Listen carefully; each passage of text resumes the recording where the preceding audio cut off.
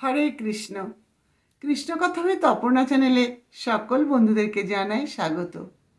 আমরা অল্পেতেই ধৈর্য হারিয়ে ফেলি। ভগবান শ্রীকৃষ্ণ কি বলেছেন শুনুন। ভগবান শ্রীকৃষ্ণ বলেছেন, তুমি শুধু ধৈর্য ধরো, অপেক্ষা করো, দেখবে যখন তোমার সময় আসবে তুমি না চাইতেই সব কিছু পেয়ে যাবে। কিন্তু আমরা কি করি? আমরা অল্পেতেই দুর্বল হয়ে পড়ি, ভেঙে পড়ি। আমরা চাই কত তাড়াতাড়ি আমাদের মনের বাসনা পূর্ণ হবে, কত তাড়াতাড়ি আমরা আমাদের চাহিদা মেটাতে পারবো। কিন্তু তা নয়। আমরা এটা বোঝার চেষ্টা করি না, সময়ের আগে কোনো কিছুই চাইলে পাওয়া যাবে না।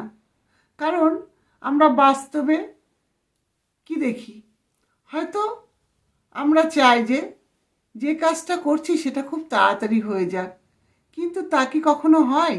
হয় না। আবার হয়তো কোথাও যাওয়ার কথা, ভাবছি আজই যাব, কিন্তু তাই কি হয়? সময়ের কাজ সময় হবে, তাই না? ভগবান শ্রীকৃষ্ণ সেটাই আমাদের বোঝাতে চেয়েছেন। তুমি ধৈর্য ধরো, অপেক্ষা করো, যখন তোমার সময় আসবে তুমি না চাইতে সব কিছু পেয়ে যাবে। আর যারা ধৈর্য ধরতে পারবে না তারা কি হবে? হতাশ হবে, দুর্বল হয়ে যাবে, তারা কোনো কাজে সফলতা লাভ করতে পারবে না। শ্রীকৃষ্ণ আরও একটি সুন্দর কথা বলেছেন, এই জগতে সুন্দর বলতে কোনো কিছু হয় না। যার মন সুন্দর তার কাছে দুনিয়ার সব কিছু সুন্দর। তাই সবার আগে আমাদের কি করতে হবে? আমাদের মনটাকে সুন্দর করতে হবে, পবিত্র করতে হবে, সৎ করতে হবে।